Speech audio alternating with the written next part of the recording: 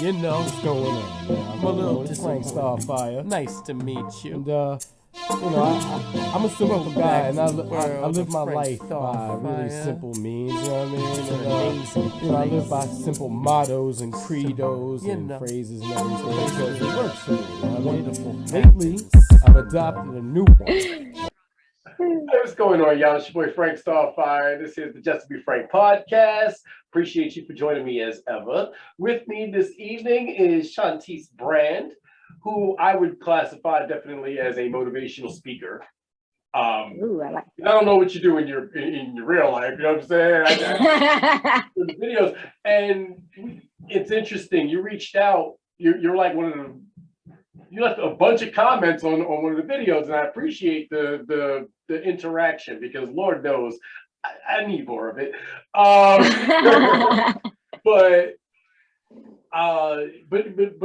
then I went to your page and I saw what you were doing, and I found it very interesting. Now I was saying off camera, I'm not an atheist by any stretch of the imagination. right. I do. I don't say it like my thing is. Have you ever seen the movie Dogma? No. Okay, it's a movie. It's a Kevin Smith movie. It's a comedy, but it has Ben Affleck, Matt Damon, Chris Rock, George Carlin. It's an older comedy. It's from like '99. You know what I'm saying? Okay. Probably it's on no streaming service for whatever reason. But I got the DVD. I'll personally send it to you. But it's one of those movies that it's very interesting to watch. You know what I'm saying? Because they, and for me, I'm a writer. And one of the things I know is that in order to make a good fiction, you have to have enough fact to make the fiction plausible. Right. So when I watched that movie back in '99, it struck a chord with me. And then there were little things. But I like to say I don't believe in anything. I have ideas. Okay. And because I can change an idea based on facts presented. You know what I'm saying? Okay. I try and be as objective as humanly possible, and I never disparage anybody's beliefs or anything, because the truth is everybody's on this journey on their own way. You know what I'm saying? It's not in me to tell somebody that whatever they're doing is wrong or right. It's not, I ain't God. Right. You know what I'm saying? Right. That's not how it works. But, right. However, I will offer the caveat that I also do believe that due to the spark of divinity we have, which is called the soul, that to me, that tells me that it is a spark of divinity, right? The only thing that makes sense, logical sense, right? So if I have a spark of divinity and I am made in his image, right, that tells me that I and you are gods unto ourselves. You know what I'm saying? Not to say that we are God, Jehovah, Yahweh, Buddha, whatever you want, Allah, whatever you want to call it. The name doesn't matter. Everywhere.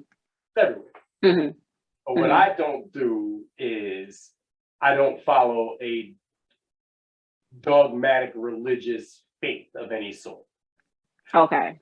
You know what I mean? And one of the main reasons is I'm not a fan of patriarchy. Okay. And that's what that brings to the table. You know what I'm saying? At least in my opinion. Okay. You started this spiritual journey in May of 2020. Actually, I started it in July of 2016. July of 2016. Okay. What was there an inciting incident? What was the catalyst for this? Okay, so real quick, I grew up in church. Never took it serious myself, but grew up in it. My great grandmother was a pastor. We all went to her church. My mother got baptized in 2001. I was 15. So certain things changed, not a whole lot. I always thank God that I didn't grow up in one of those stuffy, strict, religious families. Hold on. I don't mean to cut you off, and I just want to ask, you're not a Jehovah's Witness, are you? No. Okay, thank you. Okay. Yes, no, I'm not a Jehovah's Witness. Just me. We are I have history with them. Okay. Whew. Okay, well, I just dodged that bullet. Oh yeah, definitely. No. For real. No, we're Christian. We're faith-based, so we follow the Bible. We strive to follow the Bible, the do's and don'ts of the Bible. So how you told me off camera, you're not into religion, neither are we.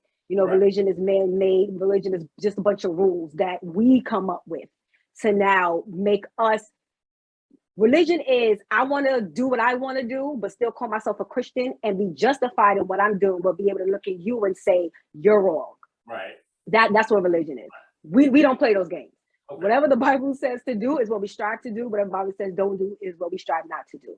Okay. So fast forward to 2015, I was going through a lot, back and forth, in and out, my ex, this, that, and the third. God had my mother start her church, her ministry in 2012. So when she started hers, I started getting a little more into it because she has a young congregation. Like, I'm one of the old heads. I'm 36. I'm one of the old people. Which is very. Yeah, he did not ask. Disclaimer: he did not ask me my age. But I'm one of the older ones. So, it was a little different. So, back when we were going to my great grandmother's church, everybody knew it was old. So, you sitting around there like, okay, what's happening? She was a phenomenal teacher. She never preached. Teacher, great. But again, the environment, for me, that was in my party era and all that. I'm like, okay, yeah, it's not. So fast forward to 2016, going through a whole lot, and I just felt like, yeah, like one of those seasons where you just walking around and you just pissed all the time and you just out of it. And she kept asking like, what's wrong with you? Like, when I was like, I just feel like black. And the next day she called and told me, and this was the second message I got from God. But she told me, she said, God told me to tell you, until you give him his life, just be okay with feeling like black.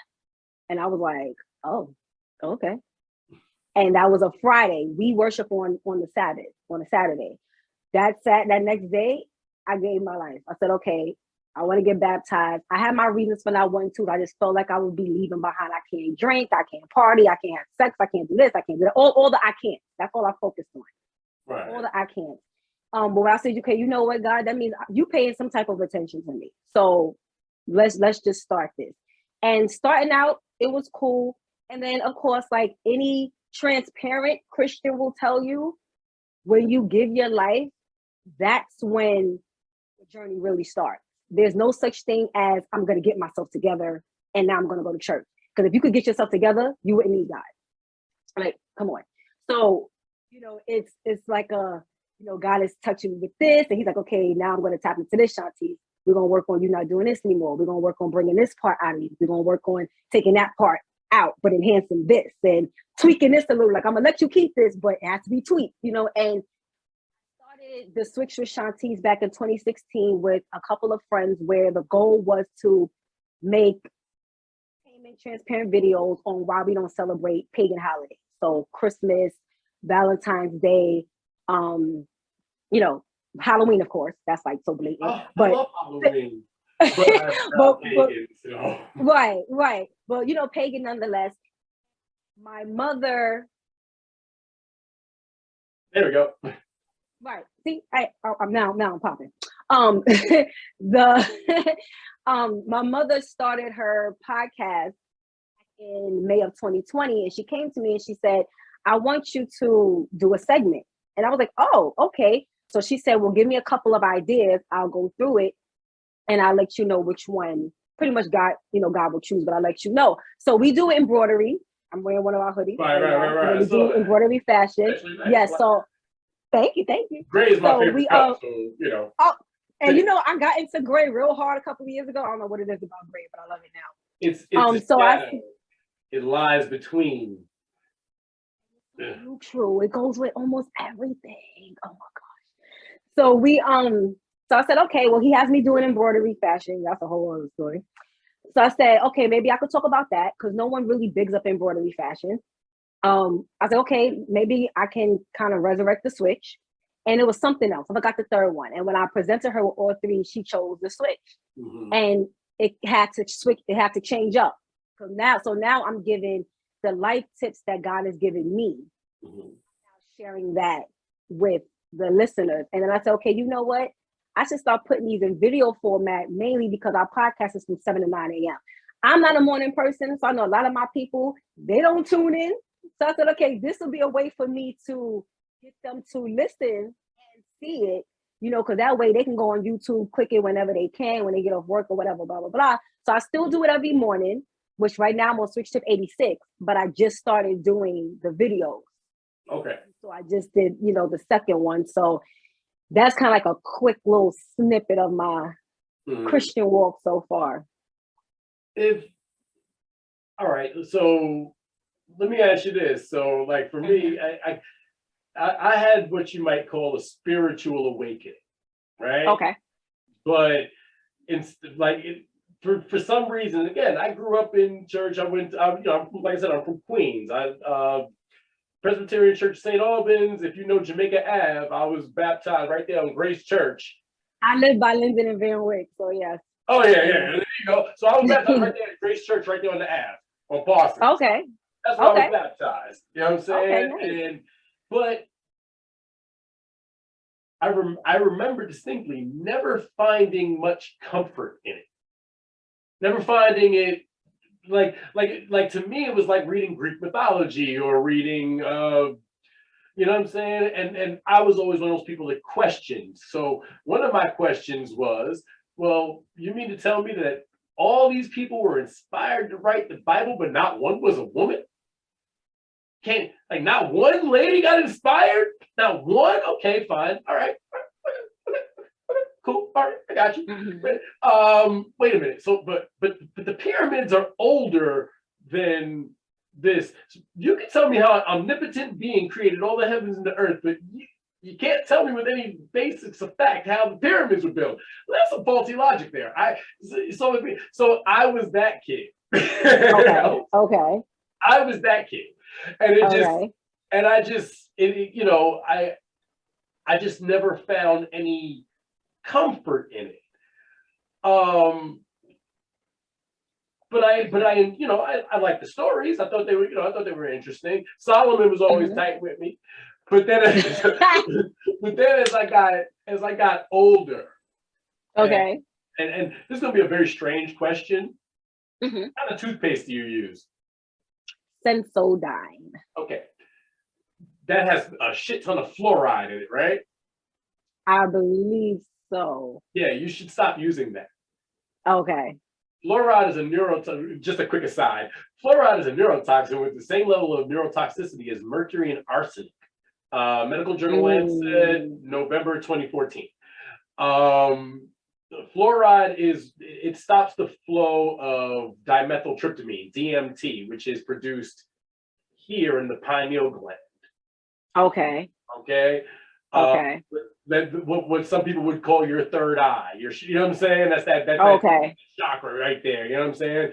And I find a peace in that and I found that works for me as well, but that's also an aspect of God and just alignment and everything. It's gonna be weird. Have you ever just it's gonna sound really crazy, right? But have you ever gone to Cunningham Park? Remind me where that is. That's up on. I always get the names. That's like Francis Lewis and up by Bayside, up by the Union Turnpike. Brady Lewis. Okay, I believe I did for a picnic. I think. Probably. Once. Okay. Have you ever just it's gonna sound weird. I feel the most connected with the heavenly spirit, God, whatever you want. I always feel the most connected with it when I'm in nature. Okay. You know what I'm saying? Okay. Whenever I'm outside and I'm just breathing in air and touching a tree, walking, I feel a connection to the everything. Right. I always wonder, and I guess I'm wondering, if you'd have had a different slant to this if you'd have met a different person at a different time. You know what I mean? Okay. I always wonder, you say you grew up in it, so it was kind of an easy pivot into it for you. But I wouldn't say easy. Okay. What was difficult about it? We just just wanting to do what I want to do. You know, because I look at, like I said, my mother has a young congregation. And I tell them a lot of the times, I give them a lot of credit that a lot of them came into this not believing in God. A lot of them came into this like whatever. And they caught on as far as like, okay, this is what I got to do. They still had their bumps. They still do have their bumps like anyone else. Right. But the resistance, you know, for you would think that someone who grew up in this got baptized at 30. Right. Why didn't you get baptized a lot sooner, Shontyce? You grew up in this. You saw this. You know, you did. This was your, you know, like I said, my great grandmother, that wasn't great grandma. That was just grandma. Right. So we grew up with them, you know, so I saw the difference in my family who drinks and parties and whatever. And then my family who's a little more reserved, still not like, oh, but just a little more reserved. You could tell they're a lot more faith-based. So, and then I'm looking at the other people who didn't have this background at all, who we pretty much walked up. It was 9 of us who got baptized at the same time. And I was the only one who grew up in it. Mm-hmm. So I wouldn't necessarily say easy. I would say just for me, it was a little more familiar. Right. You know, as far as with certain habits that God needs us to have, it was a little more familiar to see, okay, I'm just maybe 2 steps ahead in understanding why. But when it came time to really get deeper in the knowledge, a lot of that we had to do together. Mm-hmm. When you found this, what were you just going through? You said you were going through a hard time. Mm-hmm. And if you, I don't want you to elaborate if you don't want to, but I'm pretty much open.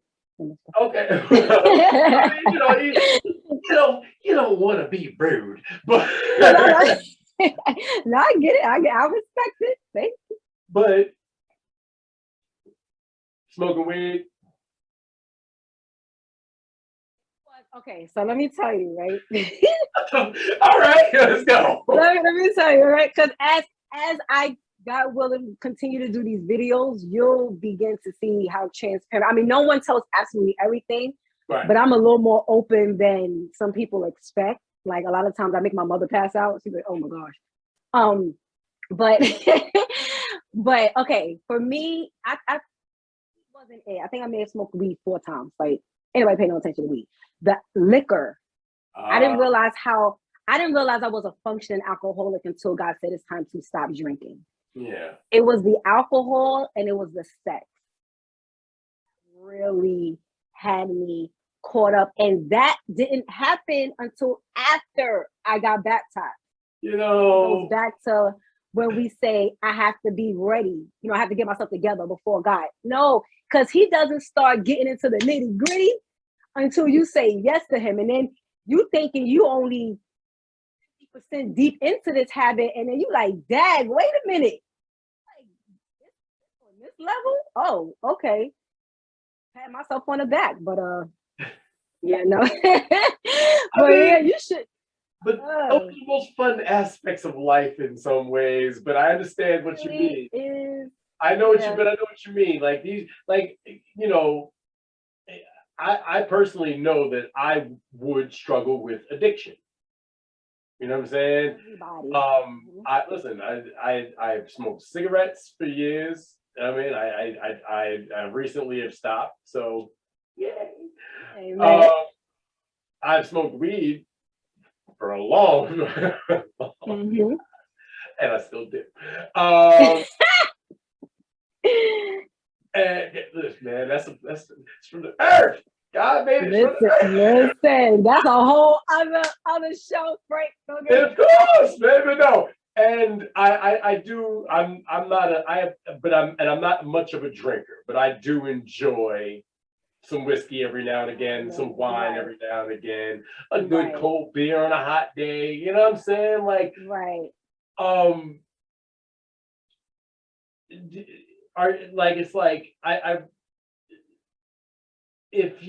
have you decided to like celibacy, all these things like celibacy, no shellfish and no, you know what I'm saying? All them I ain't gonna lie, I'm not a big shellfish, so I understand that, but no, and see, that's what I thought was gonna be my hang up. I thought because I was never into seafood overall. It was mainly crab legs and shrimp for me. I gave up the pork. Like I said, my mother got baptized. I gave up the pork. I went back and showed me something, and I said, okay, I'm no longer a pork eater. As far as with the seafood, I gave that up. And I didn't think it was going to be that easy, but it wasn't as hard as I thought. I have committed to celibacy. I'm going to be honest. I've committed to celibacy, and 2020, I went 8 months straight with doing absolutely nothing, like not even masturbating, which was difficult, phenomenal. Yeah, like I was like, Dad, God, I'm not even having sex with myself. Like, you are a way maker. What? Whoa. And I slipped up. Slipped up a few times. We're humans. Right. And God made us a certain way.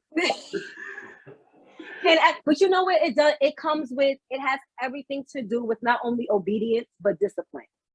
And when you decide to give your life, you'll understand, like, you're not going to only be one way, only one part of your life.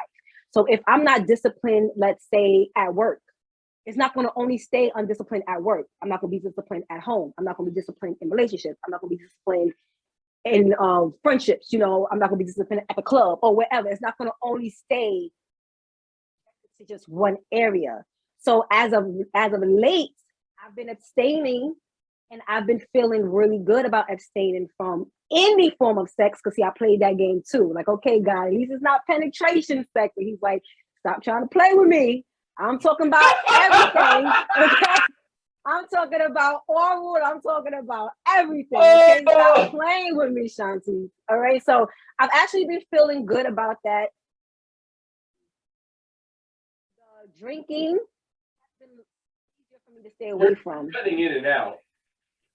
You're cutting in and out. I'm having trouble hearing you sometimes. Okay, hold on. How about now? Now it's good. Okay, I think so. I was getting notification. Hold on, let me see if I could turn this. Do not disturb. Yes. But speak again. No, yeah. I think it's the AirPods. No. I heard you better when you were just without it? Yeah. Okay, hold on. Don't worry, we'll cut that out. How about now? I probably won't. Now you sound great. Okay, good. Yes. And damn it, I had a question and I then forgot what it was. So okay, see, I remember what it was. See, it was that word you said. That one word you said that made me that always makes me queasy. Obedience. That's unfortunately, like, the way I look at that, that's derived from slavery. Okay. And because remember, you got to remember where we got these religions from was through slavery. Mm-hmm. You know what I'm saying? It was beaten into us. It was raped into us. You know what I'm saying? We had African spiritualism, what we now call evil with voodoo, Santeria. That's all us. Okay. You know what I'm saying? There's nothing evil about those things. People are bad. And people aren't even bad or good. Because one thing I've discovered is that duality is inherent to everybody. We all have good and bad within us, which tells me, so does he, she, it, whatever. You know what I'm saying? And I find comfort in that. You know? Okay. I do find comfort in that. And because it tells me that nobody's perfect. You know what I'm saying? Not like look at the platypus. Nothing's perfect. It's not. And real quick, not to cut you off, because I've had that said to me multiple times before too. Like, this was used to manipulate us back in the slavery days and so on and so forth. And I don't debate it. I wasn't there, thank God. But I don't debate it. However, look at And see, this is why, even when you fast forward to today's time, why a lot of people don't, unfortunately, you have the religion that is there to manipulate. You know, if you read the Bible, Jesus speaks specifically about religion and how he is not religion. He has nothing to do with religion. So now if we're using this so if a Christian is using the word of God, the pure word of God, to now manipulate someone, like you said, that's on their part. And now, unfortunately, the person who's being the victim now doesn't look at it for what it really is, but naturally it's associated with the thing and not the person. So me, yes, I'm flawed. I've given my life. I've gotten better. I still have a long ways to go. However, we were all and shaped in iniquity because of the fall of man. God is perfect. Jesus is perfect. That's where it ends. That's where the perfection ends. But we, unfortunately, we were born to sin because of, if you know the story of Adam and Eve and the whole thing. But it has everything to do, because like I said, because even if you fast forward to now, the same thing, like how you said about the slavery time, is going on now. Because I want to be able to look at this way, but you not judge, and I can't stand that word, but you not judge what I'm doing, but I can still say, but I'm a Christian. Why don't you like that word? Because it's so loosely used. Like when you to judge someone is to condemn them to hell. So me judging Frank is to say, Frank, you told me that every once in a while you like to have a beer or so, you're going to hell. That's judging. I've heard that a time or three. and I don't debate it. Versus if I was to say something like, okay, let's just say, you know what, Shontyce, I want to learn more about why I should drinking, even if it's occasional. And then you tell me, oh, you know, Shontyce, let's say we having Bible study, you came out of nowhere and said, okay, you know, Shontyce, let me just be real. I did have a beer yesterday. Like, boy, you're doing good. So maybe we gotta now start studying a different way, or start doing. Now I'm just assessing the information you gave me. I'm not saying, well, listen, you're done. You're going to hell. So we might as well close this Bible and get, you know, that's why I hate the word, because it's so loosely used, because no one likes to be told that they're wrong. Right. So the minute you tell someone that they're wrong, you're judging. And I'm like, shut up. Shut up. Okay. You have to, no one likes to be corrected. I'd be lying if I said I love to hear that I'm wrong. I'd be lying. However, I've learned to appreciate it, because that makes me a better person if I'm listening to what you say. Analyze. Okay, so this is our first time really conversing. And you said, okay, Shontyce, I think when it comes to your dressing such and such and such, I may not agree with you, but I have to at least give what you said some type of thought. You know, because what if I now hear that again? Now someone else says it to me. I'm like, well, wait, you know, Frank did say that the other day. Right, but my question always is, why does that matter? Why should I worry about what other people think? Oh, well, no, see, now it's not worrying. Or why? Because my thing is, you can tell me whatever you like. It's up to me to allow that thought to fester in my mind.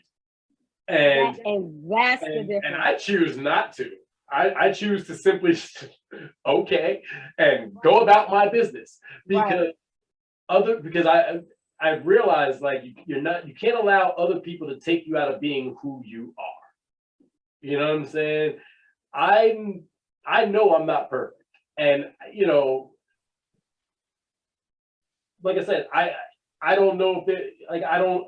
To me, there's just one entity, because by my definition of everything, the way I look at things, by the very nature of it, if the Bible is real, then the very concept of the Jesus story is idolatry, because you're taking reverence away from the one true God. You know what I'm saying? And that's how I look at that. Like, that doesn't, you know what I mean? Was there probably a human being named Jesus Christ? Certainly, I would have no doubt. But I also know that most of the stories of the Bible have to have taken place in Africa or Babylon or Mesopotamia or Samaria or places like that. That's all on the African continent. So I want to find somebody on the African continent from back then named John, Peter. You understand the disparity? Because we know based on the teachings that the meeting of Nicaea happened, and they pick and chose what books would go in where, and like things. So my thing has always been, okay, if you really want everybody to follow this, you gotta give them everything. The good, the bad, the ugly. You know what I'm saying? It's interesting. It was always interesting to me that Jesus went from what, 13 to 33? A lot of missing time, unaccounted for. It definitely is, and I had someone bring that to my attention about, you know, there's missing books in the Bible and so. And again, I don't negate it. I can't, you know. Well, we know that's true, right? But my response to them was, well, it's the same thing. You have your own your personal relationship with God, right?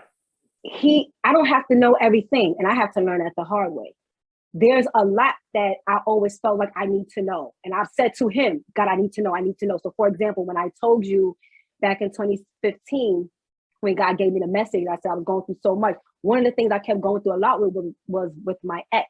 And that was at the peak of me going through I went through everything, emails, regular mail, text messages, Instagram, everything. Those girls. I was. I made that my full-time job, wore myself out. And it's because I had the concept of I have to know everything. And even though in the streets, yeah, you should know everything, because how are you not going to know this, but do this, da, da, da. There's still his own set of issues. And if I knew everything, now the time that God could be taking to fix him, I'm now using that time to also be on the opposite end in his ear, bringing him down. So while God is trying to do this, I'm nagging and bickering and all that, and now I'm doing this. So now he's stuck. Mind you, he already got his own set of issues. God is trying to do this, meanwhile I'm doing this. Now you stuck here. So now when you come to the Bible, there's missing stuff, absolutely, because don't nobody go from be an infant to 13 to 33, now you're dead, now you're resurrected. Of course, absolutely. God presented the manuscript for what he knew we would need to live the life that he know we would ultimately want to live, but we're not disciplined enough to live. So for example, I know that so many things I told God that I want to do, but I'm not willing to do what it takes to get there, because it requires me coming out of my comfort zone. It requires me to go up against the things that I've told myself I could never do. It requires all of that. It requires a little pain. You know what I'm saying? But it's like, I'm going to show you that you can get here. You trying to eliminate the steps. Right. You don't have to take some of these steps. And that's what the Bible is there to do. Now, as far as with Jesus, if you read the Bible and you aim to follow it and you believe in it, then you understand that Jesus is God's only begotten son. And because of what Jesus was co-creator with God, he was here in the very beginning. Because of what he did when God needed him to come and, you know, live here on earth and give his life and die for our sins, because he obeyed and did that. If you read Hebrews, it says, because he was obedient and did all of that, now God put him on a pedestal, and God commanded now the angels to even worship and adore him. And that's why us as humans, we cannot get to God unless we go through Jesus. Because if it wasn't for Jesus, if you read the Old Testament versus the New Testament, when you sinned in the Old Testament, you was done. They have gotten a chance or two, but it was like, oh, you didn't obey? Now, because of Jesus, get so much more mercy and grace because of the sacrifice that he made. So because of that, now we have our Savior Jesus that we can also worship and praise and adore, but only get to God directly through him. So as far as with the idolatry, that, like when I hear idolatry all the time, if you're talking about religion, It's not to put them on blast. When you talk about religion, a lot with the Catholicism, unfortunately, comes a lot with, because you have Saint this and Mary this and you know, and they're worshiping the statues and this, that, and the third. And, you know, so again, this is if you subscribe to follow the Bible. You know, if you don't aim to follow that, then of course, you know, you're gonna have a different interpretation of it all. Right. Well, I think that's the thing about the book that I've always found one of the most interesting, is that it can be interpreted differently by every single person who reads it. There's never going to be a consensus on anything in that regard. But I think the Torah and I think the Quran are going to be fairly the same as well. Everybody's going to read these things very differently. But I often wonder how much more we might know if they didn't burn the books in the library of Alexandria in Egypt.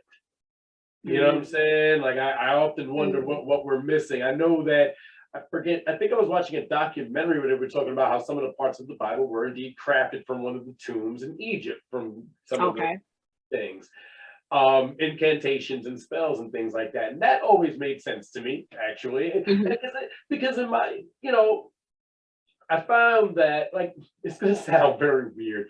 Have you ever listened to kids sing hymns? Yes. Okay. Do you hear the sound they produce when they do it, and they're in like pitch, and it's like that sound? They call that harmonic resonance. Okay. That is a vastly powerful energy they're producing. You know what I'm saying?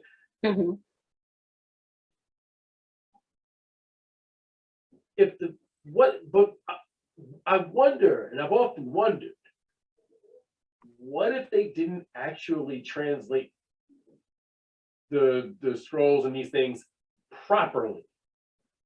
You know what I'm saying? What kind of energy are you actually putting out into the world if you're picking and choosing you understand what I'm saying? Like, I worry about that sort of thing. And of course, if you look at the world,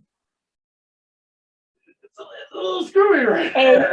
And you know what? It's all and again, Christian would never say anything like this, or even really be willing to indulge in a conversation like this, because they get real defensive, which is another thing I don't agree with at all. That's cult thinking. Honestly, that's cult thinking. But you have to be open, because again, if as Christians, God and Jesus rely on us to spread the word, and they don't even force themselves on anyone. So we can't force. You know, our job is just to share what we're learning through what we read and our personal experiences. Now, hold on. You said you can't force, but did you read the story about the Crusades? That was forced genocide. No, I mean, again, it goes back to what you and I said earlier about how you now handle this. Now, if like I said, with me learning this, and I think that's one of the reasons why when I got that message, it was just like, okay, because even though I grew up in this, I was never forced. Right.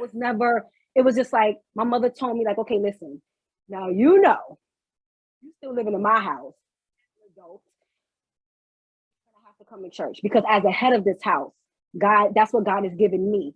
Now, that's just out of respect. So even if I still want to run the streets, God still gave me, Frank, we go to church on Saturdays. Right. Partying and drinking on Fridays, but I was in church on Saturdays because of the respect. You know, now I see like how I was like, oh, that was disrespectful, God. But because I understood the respect level.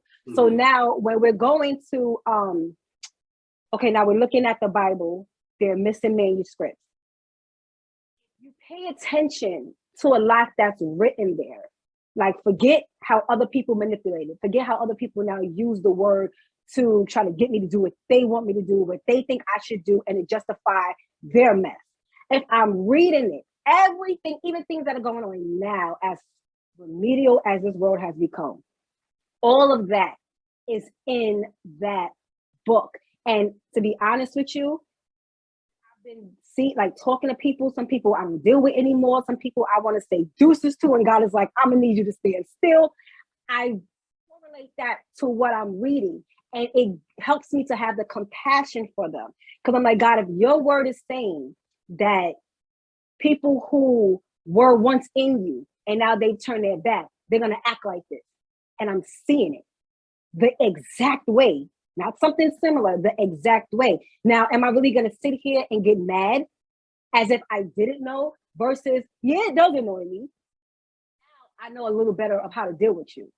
So yeah, like I said, when it was first brought to me, like, and it wasn't brought to me to like, there's missing books. Right. But, it was just like, Shontyce, they are missing books. I don't debate it. Right. It is what it is. However, I know that God has given us what he knew we needed to focus on. If we can't focus on the 66 books, let's just say there were 5 additional missing books.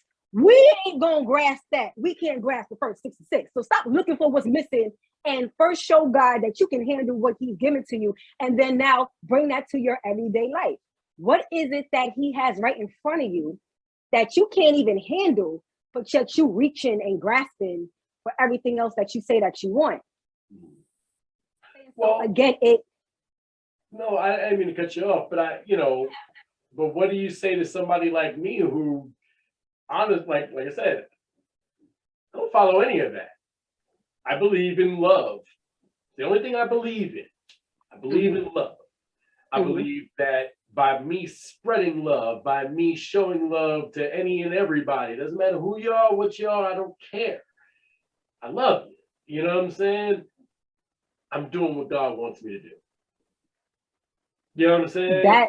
That's the main thing he needs us to do, is to show love, like you said, to especially, and that was very difficult for me, showing love to my enemies, because It's difficult. I would go out my way to let you know I ain't like you and don't talk to me, no. But when you have that component, that's the greatest gift that you could have, is love. When you know how to just love unconditionally and you're not allowing people, places, and things to taint how you interact with people and different things like that. And again, that's another area where a lot of us as a whole mess up as far as the Christian arena. Because again, if you was to sit here right now and say, well, Shontyce, I'm Buddhist, the typical Christian would be like, oh, well, let me get off this Zoom because I cannot be, no, what are we going to talk about? There's nothing to talk about. A debate? No, because you believe in one thing, I believe in the other, but there does have to be respect between the both of us. They are still, even without all of the different faiths out here in the world, there's still certain components that are very common. So we do have to make sure that even though I may not agree with you, and as we're talking, I'll hear how you don't agree with me, you'll hear how I don't agree with you. But as long as you're able to walk away and say, but you know what? I could sit and talk to Shontyce anytime because there's respect there. Even if we get into you crazy? What you do that for? Right. In a certain way, like, whether you know the person or not. 9 times out of 10, we're not talking about but 9 times out of 10, if you're blessed to have common sense, because everyone ain't blessed with that. No, common sense is so common. Right, exactly. But if you're blessed to have that, and if you're blessed to understand what it means to listen more than you respond, then you'll be able to hear and see and feel like he's like you said, well, what do you say to me, Shontyce? Because I don't believe in that. I don't And listen, you don't believe, it's fine. My job is to sit here and share with you from what I'm reading, and most importantly too, what I've experienced. Like, can't no one tell you what I've experienced better than I can. Right. So that right there could probably, even though you don't believe it, may have you want to listen a little more, because you're like, wait a minute. And I believe that's one of the things that God made sure he kept in me. Mm-hmm. And it actually enhanced since I've given my life to him, is that ability to just tell a lot of what he had to check me on and do with me and correct me with and all of that, because that's big. Well, I think it also comes with age too, man. Sometimes as I know for sure that I'm not the same human being I was 10 years ago, 15 years ago. Right. You know what I'm saying? Right, right.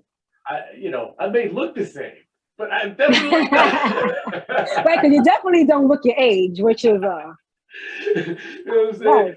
Right. I'm single. I don't have any kids, so Ooh, oh, see, and that's another reason why you don't look your age. No kids team, because I ain't got no kids either. That's what I'm talking about. I want kids, I want family. You know what I'm saying? But In God's timing, he yeah, knows like what is best for you. Mm-hmm. Listen, the truth, like I'm one of those people. I love energy, and again, I found I liked reading the stories, but I didn't, you know what I'm saying, because they were fantastical, especially like the Old Testament. A lot of vengeance-y, very vengeful. Oh my, damn son, you wasn't playing with it. I can't. Like, wow, you really flooded everything, huh? But I remember having this book as a kid. It was like this yellow book. It was the children's book of Bible stories. It was like yellow, had the red liner, but it was like graphic. But when I say graphic, I mean like the pool of blood under Abel's head was like really red and leaking, and when the blood came, you see this poor child clutching his mother, like, yo, what's going, like, you know what I'm saying? Like that's not something kids should be looking at. You know what I'm saying? That was like, all right, that's a little too vulgar. That's a little too much. That harshed my mellow, man. And but I think that it's one of those things, like you found it as you were in your later 20s. Now, our brains fully, now I'm gonna throw a little science at you real quick. So our brains don't fully develop until we're about 25 years old. Okay. Right? Okay. So do you think it's fair? Like, and that's why I'm one of those people that think it's foul to kick a kid out at 18 like they're ready for the world. Like you're still a kid, you don't know nothing. Ooh, if you had my pastor here, she would give you a high five through the screen, because she would start saying get on someone heavy for that. Yeah, no, it's like, it's not, because our brains aren't, like, you're still a child at that point. You know what I'm saying? Like, but I think if you get into it when you get older, you have a better understanding of what you're getting yourself into.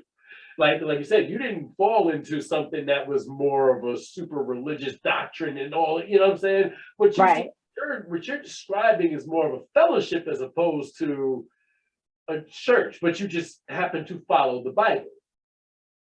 You know what I'm saying? Like, and that right there, the fellowship, that's exactly what it is. Because when we're in church, it's important to go to church because it's important to be around like-minded people. We're living in a world that very easily can suck you in multiple ways. It may not suck you in a way it sucked me in, vice versa. But we need to be around people who are striving for the same things. And a lot of times I may feel like I can't help you right now because I'm trash right now, but yet I can help you and you could possibly help me. But if we're not, then we can't do that. Now I'm sitting here and I'm trying to like fend for myself. And yes, having a personal relationship with God is very important, but one can't replace the other. You need to be able to fellowship with people who are striving for the same things. It's no different than when you want to go to school, no different than when you want to get a promotion on your job. When you want to get a promotion on your job, a lot of times you go and you look for the people who can help to get you there. When you go to school, you want to go to school to get your master's, you're not going to go to a community college where you can only get your associates. No, you're going to be around like-minded people who are also trying to get their master's.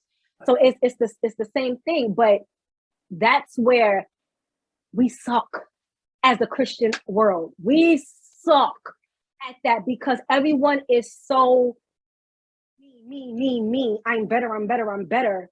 It's so much about image than about looking and saying, I had a real intense conversation with someone the other night, and I was saying, when you're ignorant in the world, as we all were at one point, meaning ignorant as you just don't know any better, you start to rate sin. So I could say, oh yeah, I drink, but you on crack. I would never smoke crack. First of all, I may not have ever smoked crack because I was never around crack. Maybe if I was around crack, I would have picked up that valve. So stop bigging yourself up, okay? I've been around crack. I never wanted to smoke crack. No, but that may have been you. That may have been you strong enough to say, I'm not going to do it. I can't definitively, a lot of times it's easy for us to say we would never do something when we were never presented the opportunity to do something. And someone told me that, and ever since they told me that, that stuck with me. And I say, ooh, that humbled me real quick. But, it's real easy. But now, like I told you, I struggle with sex, even up until now. Like I still have to make this choice every morning I wake up to say, God, teach me today how to say no to sex. I know I said no yesterday, but today is a brand new day. I don't know what may try to come to trip me up today. I don't know what may try to present itself to me today. Who may try to present themselves to me today. Now, I have to deal with that sex addiction that I had as if I had a crack addiction. There's no difference. The only difference is you chose crack, I chose sex. That's the only difference. Addiction is addiction.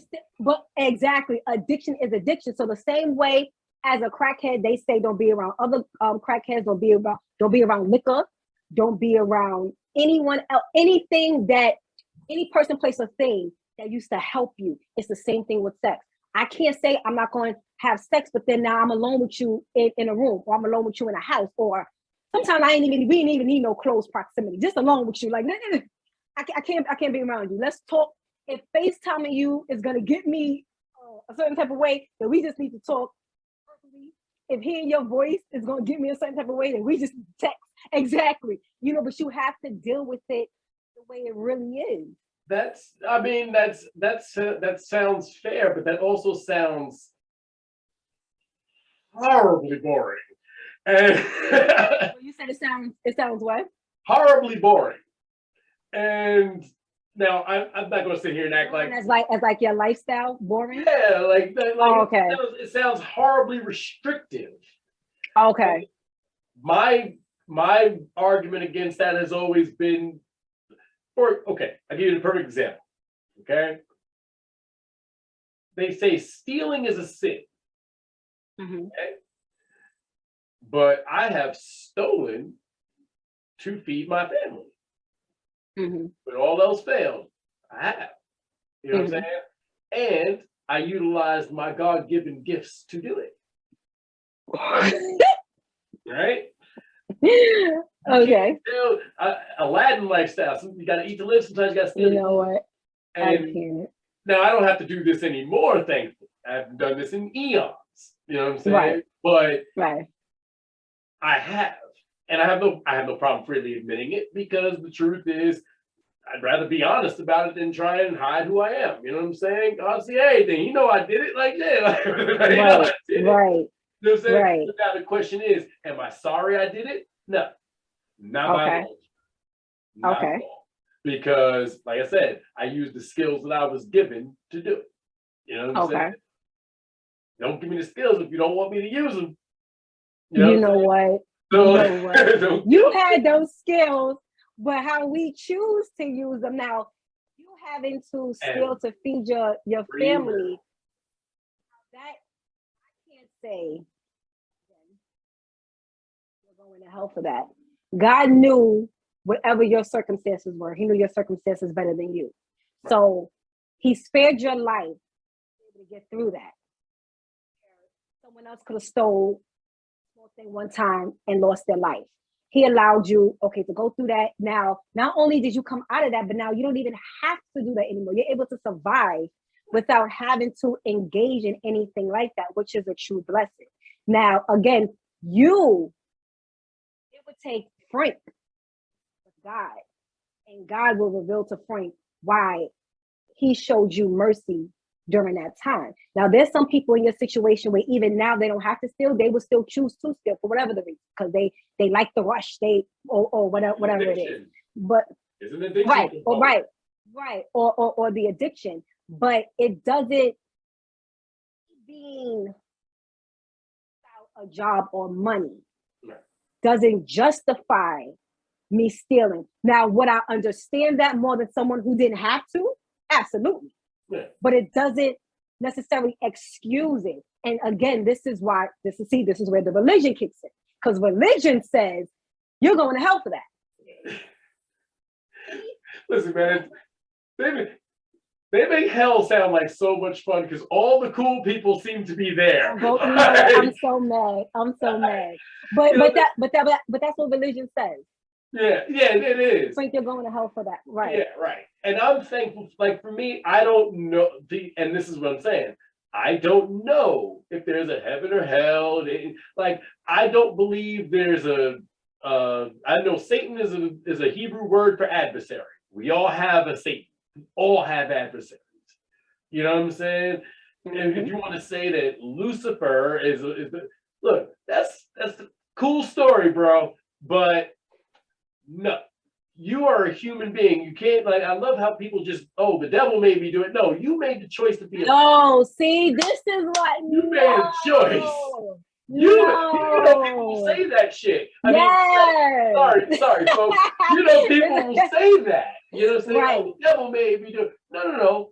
You made a choice to be truculent, to be something other. Ain't nobody make you do nothing. You made a choice. Stop blaming you know what I'm saying? Wait, real quick, let me interject real quick, Frank. I'm sorry, because see, this is where, again, even as Christians, because I've heard Christians say that, even as Christians, you see all these sayings throws a lot of people off. All of these sayings is why a lot of people are turned off from giving their life, or from even take the time to really say, okay, let me just read this and really open my heart to it. Okay. We were born in sin and iniquity, but we were also born with free will. We were born, like you said, with the choice to do whatever it is that we do. Now, before it says, I winked at you at the time of your ignorance, meaning when you did not know who I was, who I stand for, how I could help you and save you, when this was just legit all you knew, and you made your choices based on what you knew, that's one thing. When I now introduce you to me and I show you a better way, and forget, especially when you start living a better way, but then you choose to go backwards, that is the choice. This is the reason why the enemy, the devil, gets so bigged up, because we give him too much credit. Only thing he's able to do is play on what we show him. So if we show him, like I said, with me trying to stay away from sex, but if I show him that I'm still willing to entertain certain things, he's going to play on that. And now he's going to utilize that to try to convince me to have sex. Versus if he sees that I'm really standing my ground and I'm eliminating people, places, and things, and I'm chill, and I show him that, because I've had exes say that to me. Oh, but that's so whack, Shontyce. But I'm like, but do I sound like I'm in distress? Do I sound like I'm bored? Do I sound like, you know what I'm saying? So to you, it doesn't sound whack. But stop trying to tell me that I feel like I'm whack, because that's not what I'm portraying. And I'm very, open for the most part. So if it's something that I'm like, dang, what you mean I can't do that? You're going to see it. Or if it's like, all right, well, I guess this is just another level that he's taking me to where I'm going to have to learn. You're going to see that as well. But stop bigging the devil up. He only plays on what we give him room to play on. When we show him that,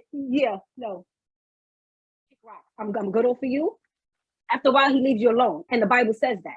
When he sees he can't play with you no more, he's out of there. He may come back after a while to see, like, okay, let me see if Shontyce is still on it. But once he's out of here. Now he done moved on to the next person, because his thing is, I got to take down as many people as I can. If he continues to spend all his time trying to break me down, when he feels like I can break down 50 other people in this time, he's not going to keep wasting his time here. So especially as Christians, that definitely has to be a saying that gets eliminated. Like, that is so weak to me. And again, you know why? Because no one wants to take accountability. So it's so much easier to say, the devil made me do it. No, Right. You were dumb. Right. You were dumb and made that choice, and just go to God and tell him that you're dumb. You would be surprised if I had hidden cameras in here and you saw the footage. You would think I was crazy, because I'd be in here and I'm like, okay, God, I'm sorry. I was slow. I know I was slow again. You just told me the other day not to do this. I wanted to do it anyway. I'm sorry. I don't blame no devil. No, because me. And I saw no point. I never saw a point to it. I'm like, all right, to me, and by the way I look at it, that's just a fear tactic. It's designed to keep you afraid. It's designed to keep you subjugated. And it's interesting. One of the most interesting comic books I ever read. It was a joint by an artist by the name of Humberto Ramos, and it's called Crimson. And in it, there's a vampire weirdly enough. Because I always found it, just another quick aside, I always found it interesting that the only two things that most people share in this world are stories of, there's a creation story and there's stories of the supernatural. But if you believe in one, you're going to heaven or hell. If you believe in the other, you're just crazy. Like, that's wrong. But, you know, back to this. So the vampire, he's walking through Central Park. Okay.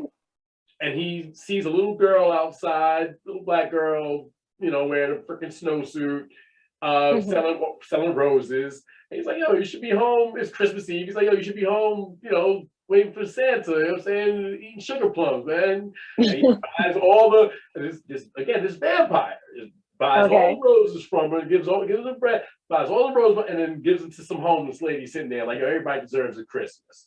You know what I'm saying? And goes and finds himself in this in like a diner, you know, in there he's chilling, and then walks some people and they start killing everybody in there. Turns out they're the archangels, Michael, Gabriel, Raphael. Like, it got crazy. So they're all in there and they're about to, like, they done killed everybody. Killed the lady because she didn't hear her daughter crying on her doorstep. It was very, like, it's crazy comic book. You gotta find it. It's dope. So they're about to judge him. Michael pulls out the sword and everything. Like, oh, all right, we begin like that. And then in walks Lucifer. He's like, hey, I didn't get my vote. And he's like, I didn't get a memo. Nobody told me I wasn't still welcome. And he's like, you know, and he's like, okay. You know, they beef back and forth, like, yo, I took you out last time, and you're gonna fight again, and whatever, next time, but pretty boy, you know, talking all this slickness. Okay. But Lucifer is like, yeah, but you know what? And mind you, he's a vampire, and he's like, I don't want no help from you, serpent. You know what I'm saying? And Lucifer's sitting there like, oh wow, look at this. I can't even get a vampire to like me. Like, come on, like, where am I at here? You know what I'm saying? Oh my God. I'm gonna vote to spare him, and he spares him. You know what I'm saying? And all of them, you know, they all leave. Lucifer, you know, he's still standing there. He's like, yo, why'd you help me? He's like, I got my reasons. Don't worry about it. You know what I'm saying? And he sends him on his way. He's like, yo, forget tonight even happened. So Lucifer's just sitting there like, all right, well, they really laid waste to this here. All right, these guys are really off their freaking, and in walks the little girl. The little girl is God. And Lucifer says to him, so I did that, I took care of that little favor you asked me to do. You're welcome. Oh, I thought you, ever since Junior, you were doing the whole forgiveness thing. Wait, forgiveness is for everyone? Even me? Well, I appreciate that, but I still got to do what I got to do, you know. And sure, but it's such an interesting dynamic that most people have never thought about, that perhaps he does still follow his dad's or whatever, you know what I'm saying, word. Okay. Perhaps, because my question has always been this, right?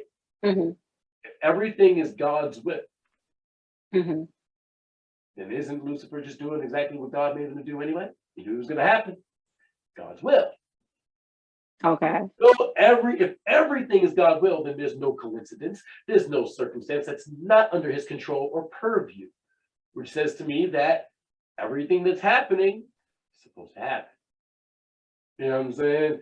We just have to be a little bit more cognizant of one another and maybe find a little bit more love and understanding with one another. You know what I'm saying? Because the truth is, I've enjoyed this conversation, and whether or not you agree with me or I agree with you, I have thoroughly enjoyed this conversation. Exactly. And same here. And we need to do more of that, where we speak with one another and not at each other. Not at each other. Exactly. And God's will too. Oh, well, it was something that you said. But God's will too is, even with that being true, we still have to make sure that we're not, because also, like, that kind of goes with when people say, oh, well, this was supposed to happen. And God may have delivered, he may have saved me from it. So because he saved me from, like, what I was supposed to happen. No. But if God's will, so for example, he told me, another message he sent me back in July of 2017, take all my plans off the table, because he was going to use me to work on the embroidery machine so that I can assist him in bringing his people to him. I knew nothing about embroidery. Okay, my area was singing. Like, I went back to pursuing singing. I was doing that. I knew eventually I would kind of want to tap into fashion, but on the more common level. I had to learn this machine. I told my mother, I said, listen, you learn that machine because it's a commercial machine. Looks so intimidating. You learn that, I'll generate the sales. I was in the restaurant industry for years. I know how to sell stuff. I can get the orders. You just do that. I had to learn the machine because I could not stand coming home and watching her do everything by herself. So before I knew it, now I'm working the machine. Now I love working the machine. Now we have a second machine. Thank God. So now, we learning how to do both at the same time and everything. Our own little mini factory here. But his will for my life is to, it doesn't mean, because he never said he was eliminating everything that I wanted to do ultimately. It was just, this is what he really needs me to do now, which may catapult maybe other things that I was already striving to do. This is his will for me right now. So if I go ahead and mess something up within this, intentionally or subconsciously, because of me negligent, being careless, and God saves me from it, oh, well, I was supposed to do that. No, because his will was for me to assist him in bringing his people to him, he's not even going to let my stupidity interfere with his will. So it may mean he's going to have to step in when I want to do my own thing and mess stuff up sometimes, just to make sure that his will gets done. So even though, like you said, we understand that God, no matter if we agree with it or not, if we understand it or not, he has a final say on everything. Right. Everything. But it doesn't mean that we can just chuck all of our stuff that we want to do or that we do subconsciously up to, that was supposed to that. No, it wasn't supposed to happen. But because he needs to make sure that his name stays great, and that, like how we were just talking about how people use his name and his word and stuff to manipulate all of that, they're going to get dealt with some way, somehow. Some way, somehow, they're going to have to pay, even if it's mild, they're going to have to pay for, especially when it's done intentionally, using him to now get people to do. So no, that's not his will. But doesn't mean that he may not step in. Because I know a lot of people, when they talk to me and they talk and I'm just listening and I'm saying to myself, you're so turned off from God because of what other people did. Okay, I get it. Now, those people, he's going to deal with them.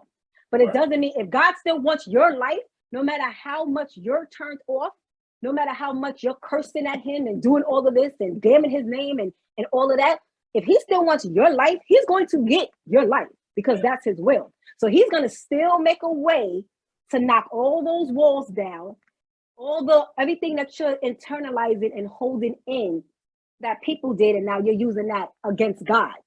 God didn't do that to you. People did that to you, like you said earlier. But naturally, we put it against God. Right. And it's like, no, but God is saying, no, because I didn't do anything to you, and because I want you, I'm gonna make a way. And that's one of the reasons why, as Christians, we can't get so caught up in what people believe and don't believe. It's do what God is telling you to do. His word says, Jesus sent the disciples out and said, listen, I'm sending y'all out 2 by 2. Go here, knock on the door. I want you to spread the word. If they turn you away, walk off. Don't get all crazy. Cuss them out. Don't damn them to hell. It's good. I'm going to represent myself to them, reintroduce myself to them, or however I choose. But just make sure you're doing what I need you to do the way I need you to do it. And that's what gets us all caught up. We're not doing it the way he tells us. Okay, Shontyce, I'm using you to bring people to me. Now I'm getting all irate and I'm getting crazy and I'm doing this. And it's like, I ain't need you to do all that. I just needed you to do this. What do you think of those people who utilize religion, church, God as a basis to just make money? Talking Joel Osteen, T.D. Jakes, people like Creflo Dollar, you know what I'm saying? Like, who wanted his own jet? Huh? No, you said Creflo Dollar. I said, yeah, who wanted his own jet? Well, Joel Osteen has one. He got a whole house. He got a whole mansion. Like, it never made sense to me. Like, I remember Reverend Davis, Presbyterian Church of St. Albans. Okay. By far one of my greatest inspirations. He was definitely a servant of God, Bible, all that. But he also was very normal. You know what I'm saying? Like, Okay. you'd see him in the neighborhood. I'd go into McDonald's and he'd be sitting there eating breakfast, reading the paper. You know what I'm saying? Like, Right. a normal cat, a good guy. You know what I'm saying? He's somebody that he's somebody that when I started thinking the way I did, he didn't judge. He didn't do anything. He said, well, Frank, if it's not for you, it's not for you. You got to follow the Lord in your own way. You know what I'm saying? And I always appreciated that. You know what I'm saying? I always appreciated that, because it would have been so easy for him to be like, well, no, here, read this. And you know what I'm saying? You know what I'm saying? No, Right. he didn't do that. And Right. I always appreciated that. But I see what he does for the community. I see what the funding that he gets from tithing or whatever, you know what I'm saying? I see what it does for that neighborhood. I've seen it my whole life. You know what I mean? I watched that, and the church has gotten slightly larger, but it also serves everybody in that community in all sorts of ways. Right. You know, Alan, AME, obviously. We all know them. Not a Floyd Flake fan, never was. There was just always something very shifty about that guy. Couldn't quite put my finger on. It was just always we lost Shontyce again. Wait, I'm here. We got it back. Yes, I'm here. I'm sorry. Yeah, no, like I always felt, there was always something a little off about that guy that I didn't like. But you really are popping at this hour. Oh, it's not even this hour. It's like, because I'm doing something. Like, what are you Well, doing? I'll tell you what. I mean, I'm going to let you go in a few minutes, but I wonder, like, how do you feel about those types of people, the televangelists and things like that? Well, real quick, let the conversation flow. If we end, we end. If not, not. Oh, it's really horrible. Like, I love how you said that you did see how the benefit of the congregation tithing did not only serve that ministry, but it benefited the community. Right, in a whole. Either, but right. Yeah. No. I mean, even if you just saw that with him, Right. and with his ministry, I love that. Because now you were able to see both. You were able to see both sides. Unfortunately, there are a lot, as you stated, and as we all know, regardless of if you follow Jesus or not, that they do use this as their financial come up. And one thing that I have always witnessed as well, my great grandmother being a pastor, my mother, some of her best friends, they even tithe. So when it's time to fill out the tithe and offering, and with me being the financial secretary for this church, I see, Pastor Stephanie, which is my mother, writing her, stuff out, filling it out, the money actually in there. Right. And when she says, okay, look, this is what we're going to use the funds for this month. And you actually see the new doorknob. You actually see the brand new, because we're home based. We constructed our basement, and that's the sanctuary. Okay. So we have a new sanctuary. We have a new front to the house. We have this, that, and the third. When she's ready to show appreciation to the congregation, what funds does she tell me to tap into? The tithes and offering. Right. If one of the congregants is in a jam and they go to her and say, Pastor Steph, I'm so sorry, but I can't pay this bill. Shontyce, dip into the tithes and offering, give so-and-so this. The God will tell her if,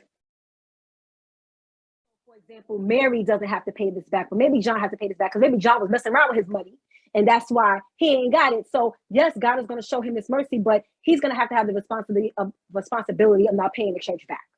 That's for God to tell her. She can't even make that decision as the pastor. Me being a financial secretary, I can't just make that decision. it has to be something that God is leading us to do. So now for those like Creflo and Einstein, whatever his name is, then I know who he is, but the other ones, it's really sad because what you're showing is that I'm willing to give the word as long as my circumstances are like this. So are you really giving the word? Because now this is what a lot of people are only focusing on. You're preaching in front of this huge mass of people. Now you're telling them that you want them to contribute to your jet. And I've heard of pastors, the first lady's birthday coming up, and they're telling them, oh, well, if you want to give for her birthday, everyone give $50 because she wants a Coach bag. What? Like, who cares? What are you doing? First of all, who cares? Second of all, who said I liked her enough to get her a gift?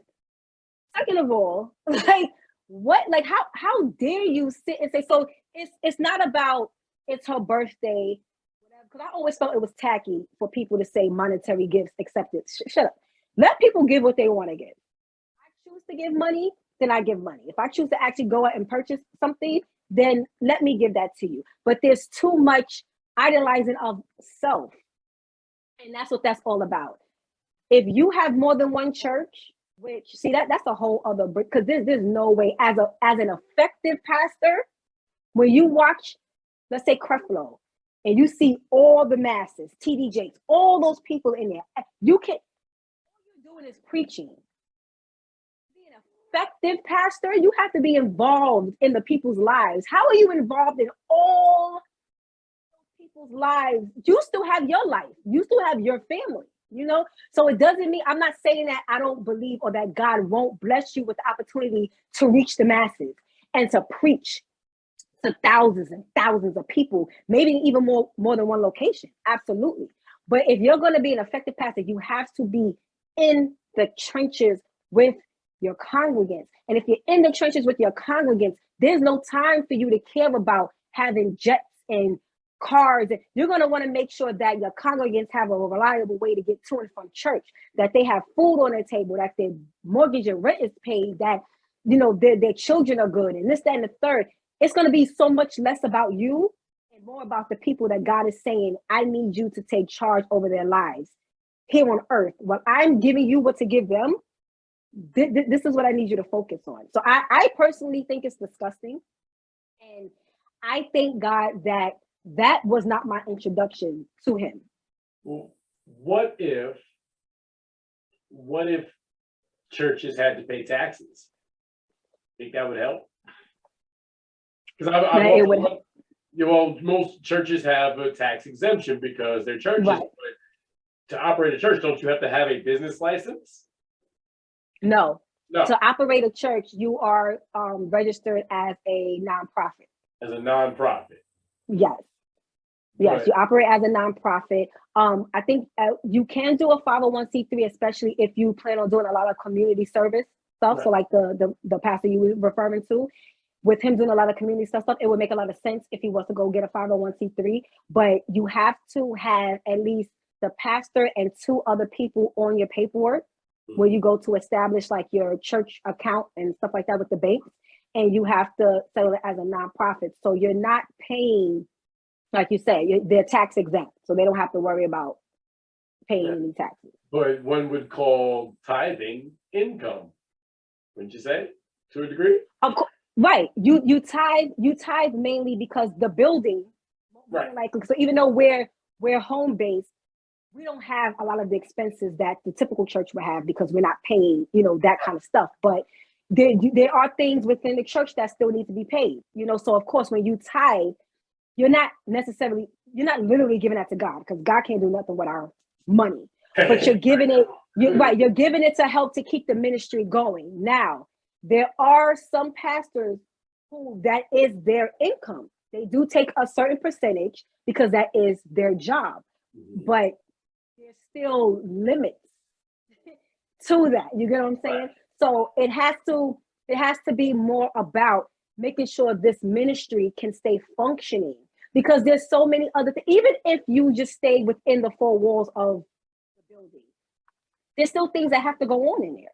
Right. So you need the lights on, you need this, that comes from the tithing. So, but if the pastor is taking the income from that, then there's a certain percentage that goes to them, but it definitely should not affect God is not going to allow, also Pastor Richardson has to get his 500 this week. So forget paying the light bill. We got to make sure we deposit that. God is not okay with that. Oh, Shontyce, this was a pleasant conversation. Yes, it was. I appreciate your thoughts. I appreciate your candor.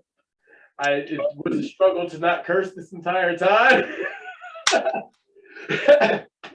Hey, look at God. Look at God curving your vocabulary. Oh, it's difficult. Right now, I want to peel my skin off. I can't take this. As soon as I get off with you, as soon as I stop recording, I'm going to scream the F word so loud. Listen, I cannot. But listen, like I said, my cursing wants to come out when I feel like people trying to play me, and I'm like, Jesus, I'm gonna need you to curve this vocabulary right now. So I get having an urge to just. Well, one of my biggest tricks when I used to do customer service, one of my greatest tricks when I wanted to curse at somebody on the phone, I would scream biscuits and gravy. Biscuits, gravy, and that's just like me screaming mother. Like if it's just biscuits, it's like shit. But if that gravy gets in there, gravy. like that's. But it helps. I never, you know what I'm saying? Never curse on the phone. Jesus. My safe word is Jesus. Okay, all right, Jesus. All right, God. And that's exactly how I be saying it, even when I'm in front of the person, or sometimes I'll be like, Talk to him real quick, because I just almost gave it to you. Let me go talk to him real quick. Let me read the scripture real quick. Let me remember what the verse of the day was again, because I know it has something to do with this. Hold on. Yeah, so I completely understand, but I really thank you so much for this opportunity as well. I really enjoyed speaking to you. I pray this is not the last time. No, listen, welcome back anytime. We don't have to always talk about this. We can talk about like honestly. Right, because I do want to talk to you about the whole proposing thing that you and Sean was talking about. About the women proposing. So I would like to interject in that conversation. Real quick, go ahead, throw it at me. Okay, so real quick, there was a point where I was dating someone and I did feel like I was with proposing. Okay. Like if I felt like I was really, really ready, I wouldn't have a problem with doing that. As some time went on, I started dealing with other men. It was just like, no, I'm not with that, because with you proposing now, I get to see how serious you are. Right. It helps for me to understand that, okay, most likely this is something that you really want. Right. And of course, the Bible tells us, he who finds a wife finds a good thing. Of course, I understand it.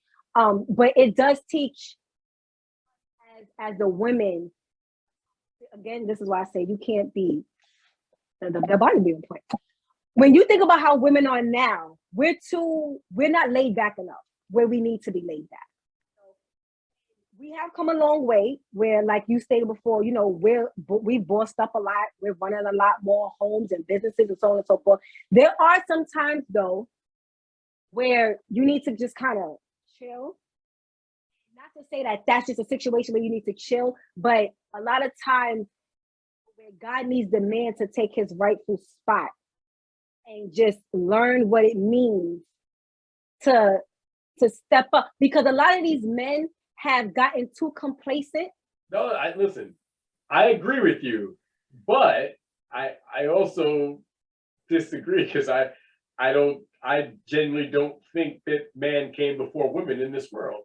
I think women had to have come first. Okay. Yeah, I believe because there's no greater presence on this planet, there's no greater force of God's true power and majesty than women. Okay.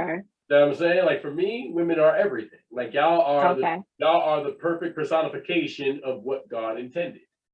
You know what I'm saying? You are God unto yourself. You create life within your womb. Like, that is a power. That is something that's massively amazing to me. And to me, it just doesn't make sense that man came before women in this world.